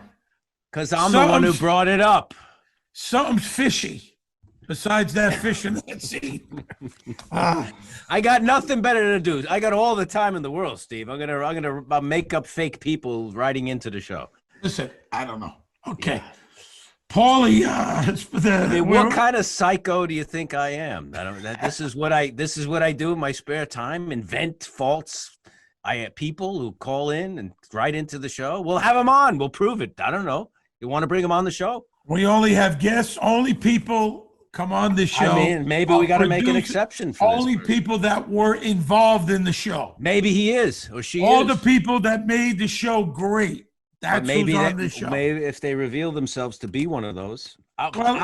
Let's see. We should talk to the. If he's a writer, a producer, a sound man, if he was involved in the show, not an outsider looking in, I'm okay with that. I mean, listen, just because you don't agree with his theories doesn't mean we should just dismiss him. Okay. We're outside in the street. Paulie's pulled over by police. Paulie, he says, "What do you hear? What do you say?" Which Tony and Stevie Van Zandt both like to say. They were both James Cagney fans, right? That's James Cagney. That was a James Cagney thing. A quick James Cagney story. I don't know if you remember this. Tony's the biggest James Cagney fan, Tony Sirico, the biggest James Cagney fan. And we were in Detroit, remember doing a conversation with the Sopranos. Right. And I told the owner, I said, when it comes part for the question and answers, Tony, ask him a question about James Cagney. He's a big fan. Joe, the owner of Andiamo, nice guy, he asks a question. He says, "Tony, my uncle was friends with James Cagney, and he said he was a cross-dresser." And Tony says, "Shut your fucking mouth." In front of like 1,000 people. 1,000 people, shut your fucking mouth. I almost fell off the fucking bus, too. Did you tell him to ask that? No, I did not. I just said, say a question about James Cagney. I didn't say about the cross. He made that up. That's not true. No, of course it's not true. I don't know if it's true. He was breaking his balls a little bit. And Tony fucking said, "I'll break it." It was a break in the show, folks. Tony points, Paulie points the gun at the cop. Obviously, cop's on the take. He says, "Be careful, don't make noise." And now we're at the hotel executive game. This is it. It's a great cast of characters here. I mean, it's just we got the legendary director Paul Mazursky, Brooklyn College guy like yourself, nominated for 5 Academy Awards. He started out as an actor. He was in Stanley Kubrick's first movie, which is called Fear and Desire, but directed one of my favorite movies, Harry and Tonto, starring Art Carney. Art Carney won the Oscar Best Actor for that, and Paul directed that movie. It's a fantastic movie. If anybody who's haven't seen that, you have to. And also another one of my favorites, Enemies: A Love Story, which was Lena Olin and Joe Mantegna, but written by my favorite novelist in the world, Isaac Bashevis Singer. Paul got to spend time with him and meet him. But also present, Frank Sinatra Jr., who was he invited us down to Atlantic City to see his show after he appeared on the show. He's a pretty good actor. He's a good actor. We went to see his show. We went backstage and he had his security. Nobody gets in or out of my dressing room when the Sopranos come in, and we hung out backstage with in Atlantic City. No, but I saw him in Vegas with Stevie Van Zandt, and he was at the MGM and Vinny Pastore. And he was wearing a members only jacket. We went backstage and he didn't really talk to us. Really? He invited us back and then just really didn't talk to us. And he had the same bodyguards, Merrill Kellum, who was his father's bodyguard and was also, I think, a police lieutenant in Atlantic City, traveled with him later on, and another guy. And he didn't really say much. We saw his show, but he's a pretty good actor, I've got to tell you. He did very good. And the other guy present, Louis Stadlin, was a really has done a lot of great work on Broadway. He played Groucho Marx to a lot of acclaim in a play called Minnie's Boys on Broadway. But he replaced Nathan Lane in The Producers as Max Bialystok. Oh, did he? Yeah. He's really good. Even in this is good. Dr. Freed, the urologist. It's such a great cast. It's just and then Silvio Dante, who just gets psychotic in this. Paulie's breaking Dr. Freed's balls because he's a penal implant doctor? Penal implants, yeah. So he's giving him the jokes, and he's about to do some joke, and he goes like this, which is not the first time he does that. I know that. Everyone's dressed up. This is a big deal. Tony's eating shrimp cocktail. It's a big. Paulie called Frank Sinatra Jr. cheer boy of the board. A great line. Cheer boy of the board. Tony's giving instructions to Matt and Sean. Matt calls him T. Tony corrects him and says Tony. The games have been going all night. Silvio's riled up. He's losing. Now, Tony tells Matt to sweep up under Silvio's feet, and he smiles. Does he know that Silvio's going to fucking go off on him? Yeah, I think this is Silvio's routine when he plays. When he's losing, he throws his food on the floor. Gamblers are very superstitious. You don't... they have to do everything the same way. You can't mess with somebody's system or routine or do anything distracting because they flip out and think somehow that's going to affect their luck. Yeah. Although Silvio's luck is not, and he's pissed off because he's losing. So anything that he can, unleash on, he's going to. And Tony knows that and sends. But he sends him over, I think, to break his balls a little because he knows he's going to go off, 100%. Even though Christopher already warned him. Don't. But what's he going to do? The kids are between a rock and a hard place. The boss that chose you to sweep up under his feet, under Silvio's feet, he does it, and he goes off on him. Obviously, he's nasty. He's crazy. He's fucking screaming at the top. It's hilarious. It's where do you get these fucking idiots? What are you, Hazel? Hazel is a reference to a 1960s sitcom. I think 60s. Yeah. Shirley Booth, right? Shirley Booth, she's a maid. It's a really, really good scene, and it's very funny. And but it's a big deal. Even Tony. Now, would the boss of the family be at this game? I think it's a big deal for him. I think it's very personal. Besides being, I mean, they make 80 grand. Besides being very lucrative, it's very personal. You know, when you're dealing with Frank Sinatra Jr., I think maybe he wants to see the boss there. Yeah. I guess. You know? I guess. I just thought it was, you know, an 80 grand. When you think about it, you got to give Junior 15%.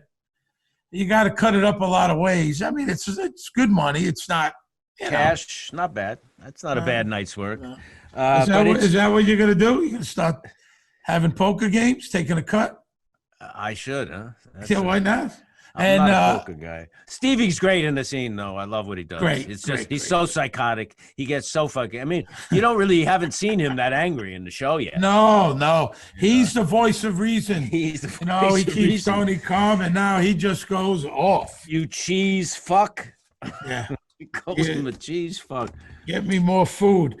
Meadow gets picked up by Eric. We're at the Soprano house in the morning. She's pissed because a friend of theirs, Rachel Weiss, got accepted into Wesleyan, which is a big school in Connecticut. School. And Rachel Weiss is, I think it's before, I guess, she was known as an actress. I don't know if they would have used that name after she was famous. I don't know. Yeah, I hear you.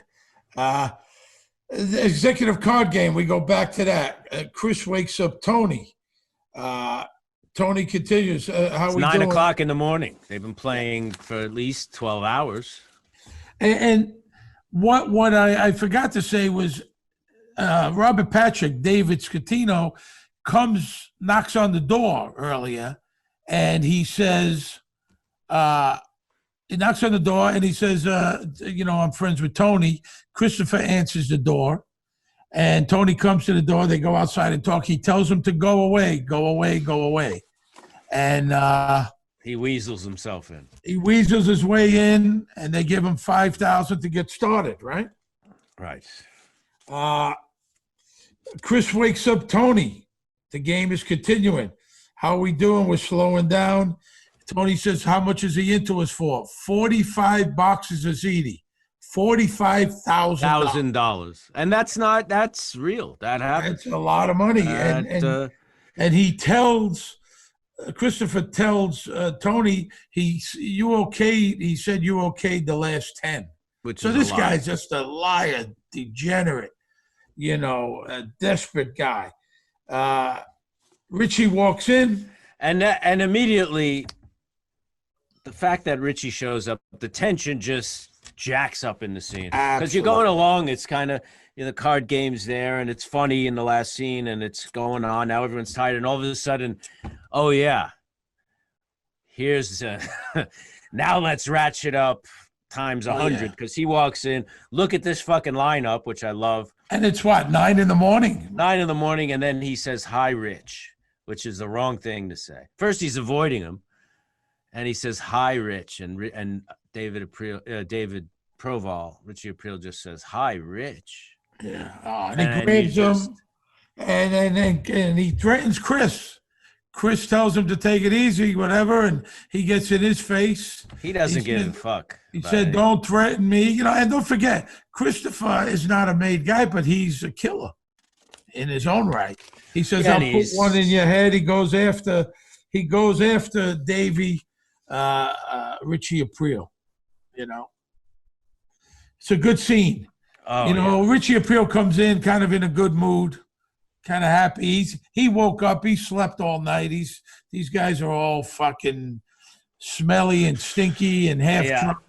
I remember when we were on the set, and David probably was just talking to me, and we were sitting between takes or something. He goes, I just woke up. I'm fresh. I had a good night's sleep. I went to the diner. He told me that, I swear to God, I had a spinach mushroom omelet. The guy made it just the way I like it. Soft in the middle and cooked on the outside with some whole wheat toast and potatoes. And I'm ready to go. Yeah. Told me that. He thought about all that shit before. He had his backstory. Absolutely. He knew what he had for breakfast that day. And I'll never forget that. Do you remember if all of that was shot in one day? I think so. Yeah, Yeah. I think so. And it wasn't a hotel, obviously. It was just set. It was on Silver Cup Studios. Yeah. Yeah. And the game breaks up after Richie grabs Davey. That's enough. Frank Sinatra Jr., Dr. Freed, they had enough. Listen, these aren't wise guys. They don't want no part of this. They're uncomfortable. No, they don't want that. We're out of here. Yeah. I'm bushed. Blah, blah, blah. Tony tries to talk him into staying. The game's over. Richie and Tony talk outside, and he is pissed. Tony does not know this, but Davey owes him $8,000. Owes Richie $8,000. So if he knew that, he wouldn't have let him in the game, you think? Or probably what? Not. Probably would have said. I would think Tony probably would have said, because he reluctantly let him in anyway. That's true. You pay him first. He didn't come with cash, so you owe him $8,000, and now you want to borrow more from me. Right. Now the guy's in $53,000 between Richie Aprile and Tony. It's a lot of money, man. That's a lot of money. Richie is nuts. He wants to beat up Davey. He says sometimes you forget. I think you forget what business you're in. Right. And he said, I'm not the only one. Yeah. He said, you want to, and Tony says, what? Bring it on, whatever. And he says, don't be so dramatic. He backs off a little, but then as he's walking away, he spits on the floor. Yeah, he's so fucking good, man. Very disrespectful. Disrespectful, to do that to the boss, very disrespectful. Tony goes back in. He's in the hotel bathroom. Davey's washing up. He warns him, I'm going to give you 1 day to sleep. Then you're going to get me my $45,000. And you know what this is all about, too?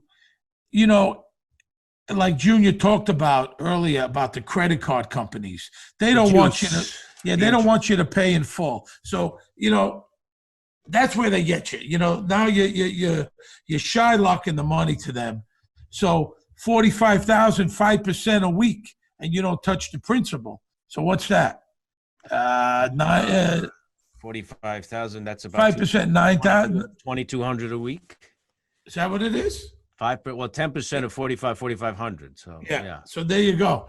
So that's every week without touching the principal. So you got to make that 2,200 or whatever it is per week, every week. A lot of money, and a lot of times you can't come with the principal, so you're paying this forever. For years and years, yeah. Worse than credit card companies, worse than the mortgage company, But this is what they want. That's how they make this their is living. what they want. So Tony lets him know, listen, he's washing up. Tony's pissed off. And then he brings up something. He brings up something about his daughter, something about Bowdoin College. Yeah. How'd she do at Bowdoin, or something about Bowdoin? And Tony says, what? What are you fucking talking about? Tony is pissed.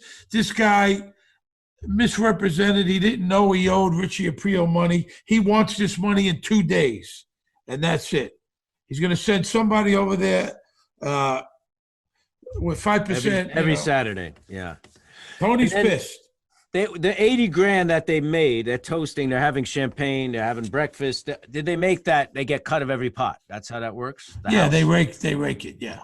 Yeah, every pot they get a cut, and that's 10% why they. Or what? Or is this? I don't know exactly what it is. It's different everywhere. I don't know exactly. What theirs is, but listen, they're playing for big money here.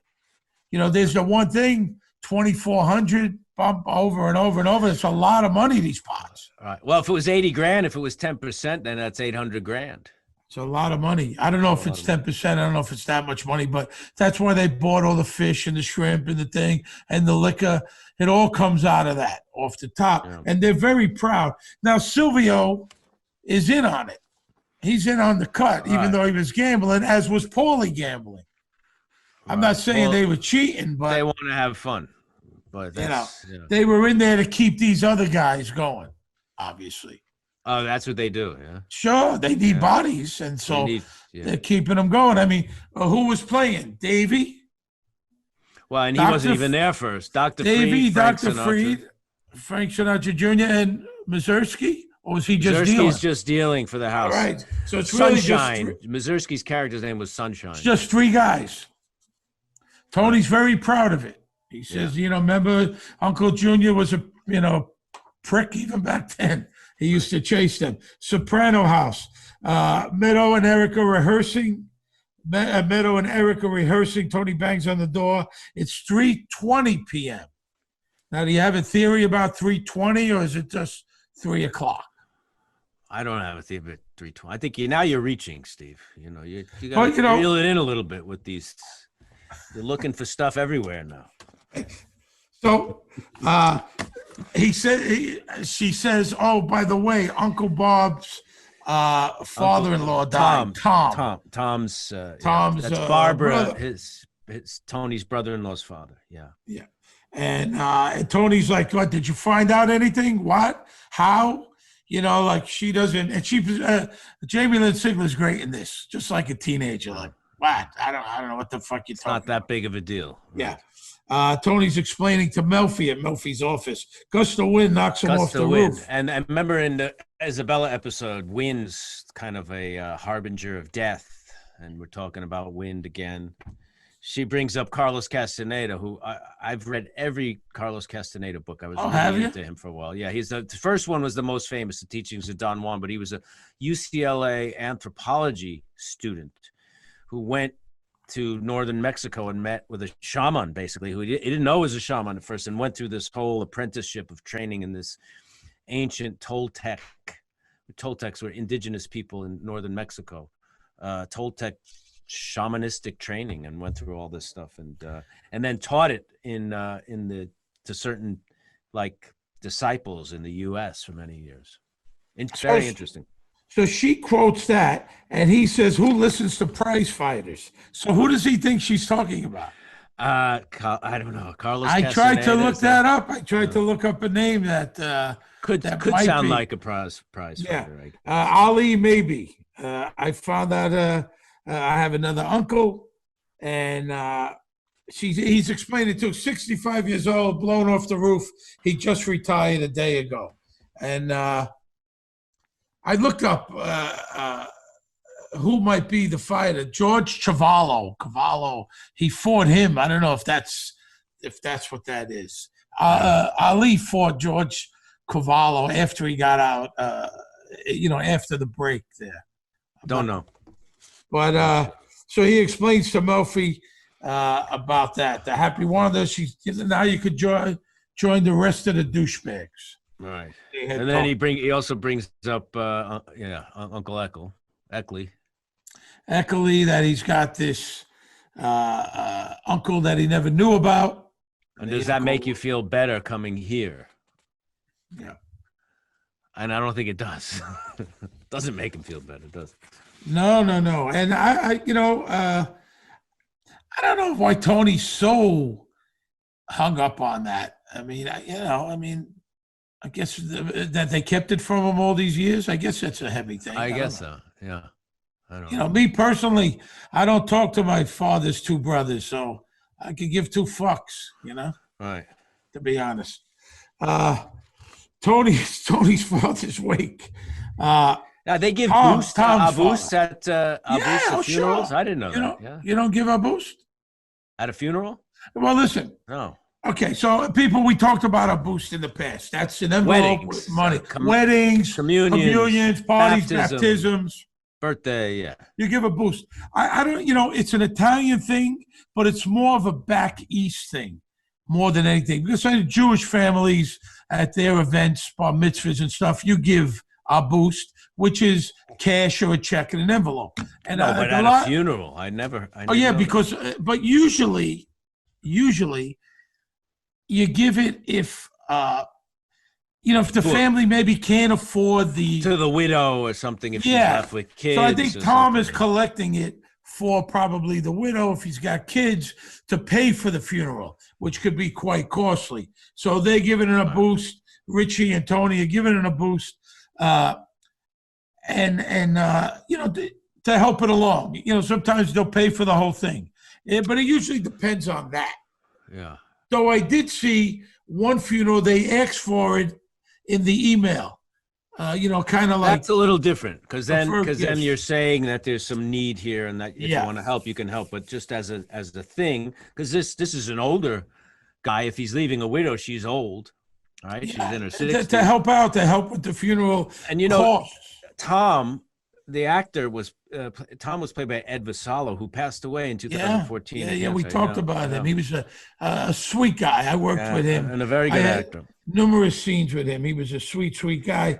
And a member of the Labyrinth Theater, which is a really a very well-known and great theater company in New York that Yul Vasquez is part of, and Philip Seymour Hoffman was a member of, and Stephen Adly Gurgis has done. They've done a lot of his plays, and he was a member there and did a lot of great work with them. I didn't know he died a few years ago. He's a young guy and 2014, yeah, and a really good guy. I did not know at the time, you know. The father-in-law is dead. Tony wants to leave. Janice, Livia is crying. You know, she's hysterical crying. he's a mess. I mean, how close could Livia had been to him? No, and Tony knows that. I don't know. You know, I mean, so they give the boost. Carmela's trying to calm everything down. She's taking charge. Then they go in the back to talk, Tony and Richie. And, you know, Tony's kind of reading him the riot act. And says that I get mine first. Calls him a jerk off. Right. Says, that's your fine. I get mine first. But he backs off a little. How's it going to look at the end? Right.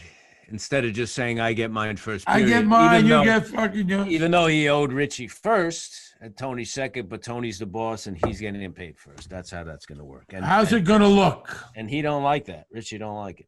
And let me tell you something. I got to tell you, I think in real life, if he would have did that to the boss, Richie would have been gone. Maybe. If he would have spit at the boss and do what he's been doing, I think Richie would have been gone. Even though he's the brother of the, you know, the. Maybe that's why he's getting a pass. I think that's it. Out of respect, you know. It's certainly not because he's with Janice. That wouldn't. No. But Tony worshipped Jackie Aprile, as we know. Yeah, I think it's that. Maybe he's getting a pass. They're sleeping in the car. They're leaving the funeral. Olivia's sleeping in the Olivia's sleeping. They're in the car. And here comes Janice stirring her shit. Stirring it, mother. Oh, he does the entire, she does it to Bacala later on. She does it the entire way of the series. He said, hey, Tony put me in action. He gave me $50,000 to put on the street. And she talks about her father gave someone $50,000 30 years ago, which was like $500,000 back then.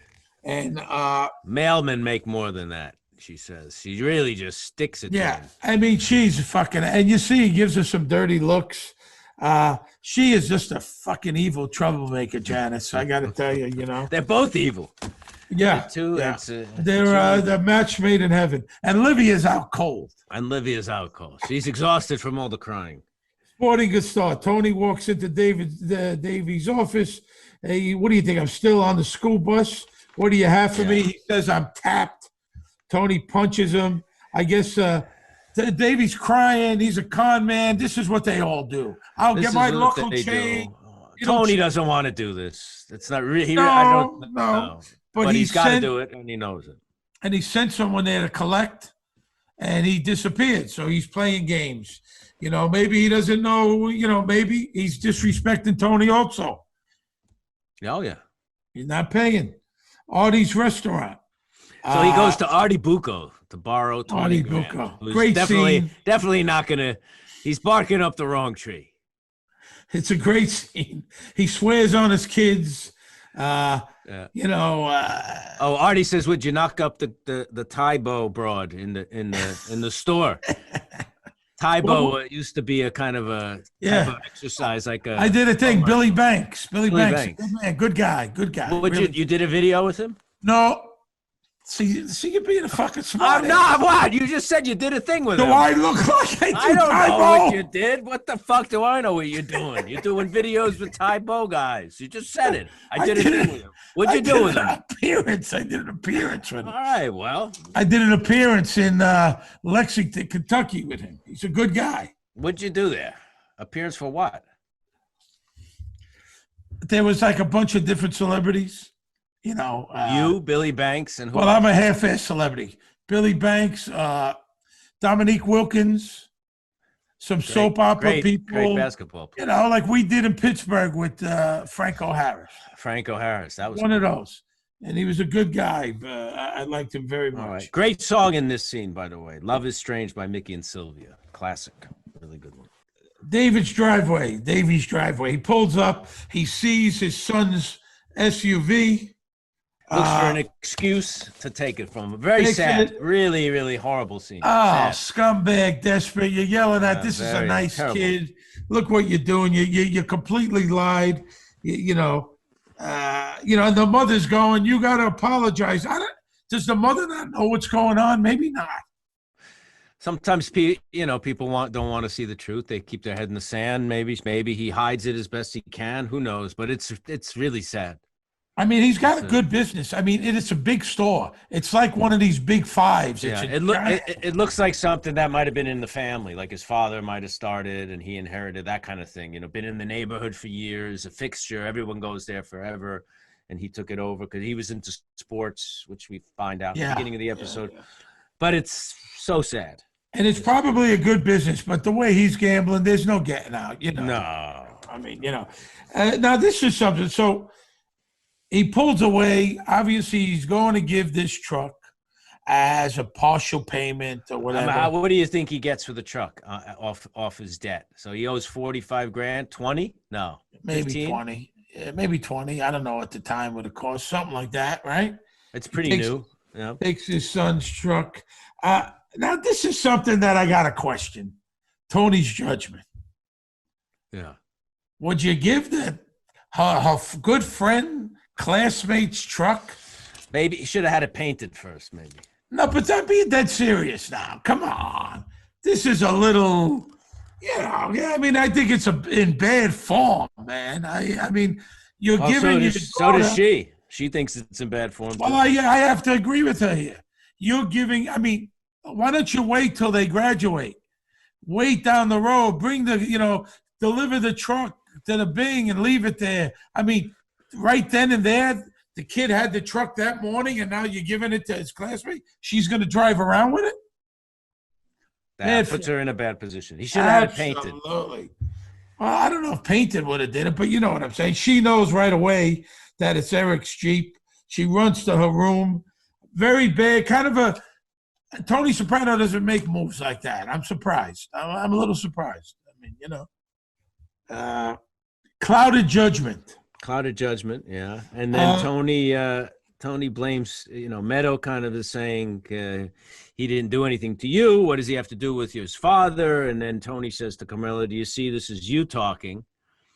And Carmela says, just letting you know, his wife is very close to the brother-in-law of a provost at Georgetown. I mean, it's so insane. So insane. In other words, what are you doing? Stay away from him. She may not get into Georgetown because of this. Right, exactly. And he calls both of them on their shit and just says, you guys benefit. You get every luxury and everything you want based on how I make a living, and you have no right to judge me. You take the high moral ground, sleep in the bus station. But I mean, so let's just for a second analyze what Carmela says. So Davey owes you money, and his wife. Well, Carmela doesn't know how much. No, I understand that, but still, if you fuck with Davey, his wife knows the provost, so she could. The brother-in-law, what is it? His wife is very close to the brother-in-law of a provost. So the wife is going to call the brother-in-law and say, listen, just so you know. Put in a good word for Meadow Soprano. Or a bad word. Her father's fucking with my son and husband. Make sure she doesn't please tell the provost. Right. What the fuck are we talking about? School auditorium. Tony, Carmela, and AJ awaiting Meadows' performance. Again, Richie, Janice, and Livia. Livia looks twisted. Yeah. There's the shot of her sitting there in the back of the auditorium. She just looks fucking twisted, man. It's so great. It's hilarious. They got flowers. Richie brings flowers. He's scary even when he's dressed up and bringing the flowers. Richie Aprile. Yeah. Even then, something. He looks out of place no matter where he is. Yeah, actually. Yeah. I mean, here he is dressed up. He's at the high school auditorium, Backstage, Eric, your dad's an asshole. Fuck you. Fuck your gangster father. It's not her fault. The kid doesn't know what his father did, I guess. It's a bad deal there, man. The kid walks out. He's not going to do the duet. No, it's really bad. They announced that Eric is not going to perform, and Meadow will get the solo that she wants. And Carmela, it's a lucky break. She gets the solo that she originally wanted that we talked about. And it's the second Titanic reference. Did you get that? It was the second one. Paulie Walnuts has the Viagra joke that they're going to put it in the ocean to raise the Titanic. Great episode. Yeah, and the last song is The Happy Wanderer by Frankie Yankovic. No relation to Weird Al. Very good episode. I got to tell you, you got me all fucking riled up today. I'm not trying to get, I'm just relaying. I'm the messenger. Don't kill the messenger. Amari Stottlemyre wrote the fucking letter. I love Amari Stottlemyre. He's a friend of mine. That's what I'm saying. Maybe he's doing it to I don't know. He's a Soprano fan. All right. It's time for the Talking Soprano Ask Me Anything segment, okay? The winner of our Ask Me Anything Best Question Week is Daniel from Sydney, Australia, where we were last year. Which I love. I love Sydney, In Australia. Conversation show. We're sending Daniel a pair of Bose headphones like the ones we're wearing. Bose 7. So Daniel asked, during your time in the show, what was the response from the Italian-American community at this time? Was it negative as you were portraying the criminal stereotype, or alternatively, was it one of admiration as actors of Italian descent were a part of such groundbreaking TV history? Love you guys. I'm a paisan from Australia. Saw you both when you were here. Brilliantly insightful podcast. I'm only 26, but the show is timeless. God bless. Well, of course, I'd say 99% of Italian Americans love the show. Really love it, though. Really love it. It's beloved in Italian Americans, in the Italian American community, I think. And I think a lot of people related to it. I think a lot of people saw some in their families or knew people from wherever in their neighborhoods. So I think 99, maybe more percent loved it. But there was some blowback some of the seasons about the Italian Americans thought it was portraying stereotypical mobsters. And I had a little, I think I might have talked about it, I'm not sure, but, I wrote, my first book was A Gumba's Guide to Life, and it was kind of hitting the Italian stereotype on the head. But it was a joke comedic book. Joke. Yes. But then I also wrote Nicky Deuce, which you were in that movie, and I told you I was doing book signings around the country, and there was someone writing letters, signing his name to it, some Italian-American coalition, saying that I was portraying it was a kid's book, a young adult Well, but book. Nicky Deuce is all about debunking the stereotype. Absolutely. The book is about appearances are deceiving. You don't judge a book by its cover. Right. So that's what it was about. But of course, nobody pays attention. He didn't pay attention to that, this guy. So I, he was sending these letters. I mean, I was still doing the book signings. And I called him and I said, listen, you're unhappy. Tell me how we can make this better. What is it? You want to meet? What is it? I said, listen, this is what I know. I know this is the life that I know. I grew up around. Just like this is the Sopranos are part of Italian-American culture. It's true. This does exist. It's not all bad. They're not cartoon characters playing ridiculous. These are real characters that I think needs to be told. It's Italian-Americans, a slice of Italian-American life. Not if you believe that every Italian-American is a gangster or in the mob, well, then you're just ignorant, right? Right. Because that's not true, okay? And so I told this guy, I said, how can we make it better? This is what I wrote about. This is what I know. I'm not going to write about some upper crust WASP family that I know nothing about. I didn't grow up there. I grew up, lower middle class, broke in this neighborhood. And he said, well, maybe if you make a donation to the coalition. Wow. Swear to God. He was trying my to shake you hand down. to God. It Tried was a to shake shakedown. me down. And another thing, a lot of times I would run into people and they would say, oh, you're on that show. I don't watch that show. And I'd say, why not? Well, it makes Italians look bad. Did you see it? No, but I heard. Now, see it for yourself. Listen, the show was not for everyone. A lot of people didn't like the cursing. A lot of people did not like the violence or the sex. I get it. And that's okay. Not everything is for everybody, right? Absolutely. But to tell me that your friend said blah, blah, blah, I don't listen. Most of us were Italian Americans, not all of us.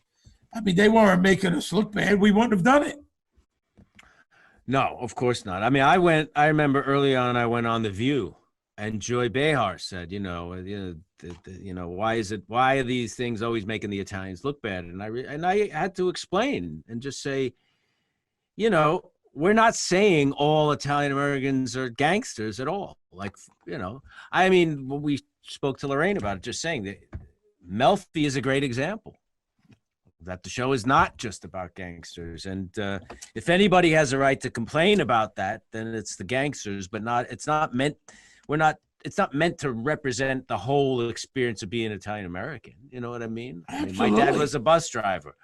No one's confusing him with a gangster. It wasn't like that. But this show, I think, like you said, 99% of Italian American fans, and all the fans for that matter, knows that it's not meant to represent. We're not saying everybody is, and it's. Well, there wasn't the one episode. Did you write that episode about that? Christopher, about the Christopher Columbus, all that whole issue, which David really wanted to basically roast all those people like you're talking about who were these coalitions, because there was a couple, and he just wanted to basically, torch them, and that was the whole point of that episode. Listen.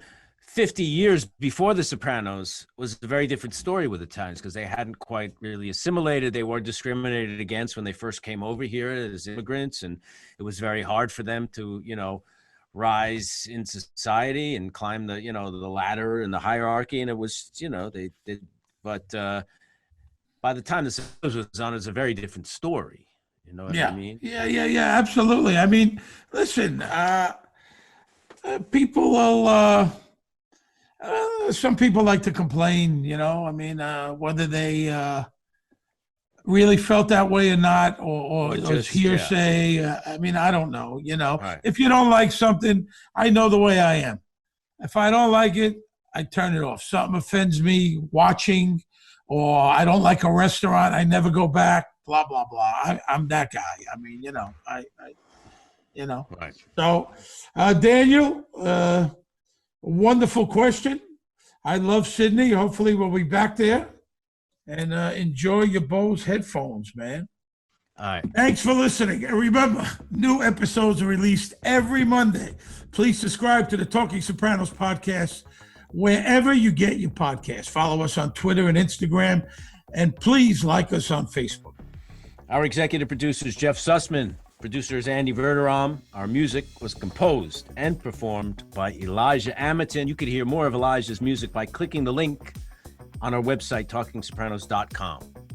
Production crew includes Eric Desi, Bobby Hutch, Frank McKay, Ty Verderam, and Sierra Schirripa.